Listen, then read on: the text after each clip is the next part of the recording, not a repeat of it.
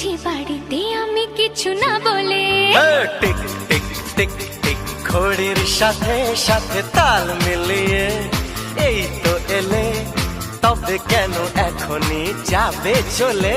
ও বলো কি বলার আছে, এসেছি তোমার কাছে। শোনা, আরে বলো কি বলার আছে, এসেছি তোমার কাছে। বোঝো না কেন যে যায় সময় চলে, এসেছি বাড়িতে আমি কিছু না বলে।